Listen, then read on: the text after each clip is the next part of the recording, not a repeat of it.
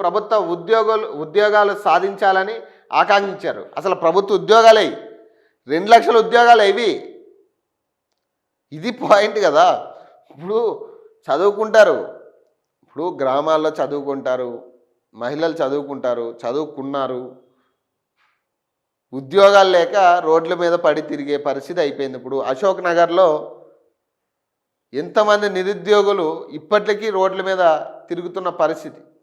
ఉద్యోగాలు లేక, మీరు ఎప్పుడు ఇస్తారో తెలియక, మీతో కొట్లాడి ఇంకా ఓపిక నశించి విరక్తి పుట్టి అనవసరంగా చదువుకున్నా అన్న ఫీలింగు ఇప్పుడు ఆల్రెడీ నిరుద్యోగులకు వచ్చింది. మళ్ళీ మీరు కొత్తగా మహిళలు మీరు చదువుకోండి, ప్రభుత్వ ఉద్యోగాలు సాధించాలంటే ఇది కొంత హాస్యాస్పదంగా ఉంది సార్. రేవంత్ రెడ్డి గారు చాలా హాస్యాస్పదంగా ఉంది. చదువుకుంటే ఉద్యోగాలు లేవనే కదా ఇప్పుడు అందరూ కూడా రోడ్లెక్కి మీ ప్రభుత్వంతో కొట్లాడి అరెస్టులు అయ్యి ఇష్టాచారం. ఇప్పటికీ కూడా నిరుద్యోగ ప్రెస్ మీట్ పెడుతున్నాడంటే ఒక 10-15 మంది పోలీసులు ఉంటారట. ఇంత ఘోరమైన సిచ్యువేషన్ నిరుద్యోగులు తీసుకొచ్చినప్పుడు ఏ నిరుద్యోగి గవర్నమెంట్ ఉద్యోగాలకు పోవాలనే ఆలోచన కూడా చచ్చిపోయింది ఇక వాళ్ళకి. అవసరమైతే పొలం పనులనే చేసుకున్నా కానీ ఈ గవర్నమెంట్ ఉద్యోగాలు వద్దురా బాబు మాకు అనే స్థాయికి నిరుద్యోగులు దిగజార్చారు. మహిళల కోసం తీసుకొస్తున్న సంక్షేమ పథకాలతో వాళ్ళు ఆర్థికంగా ఎదుగుతున్నారంట.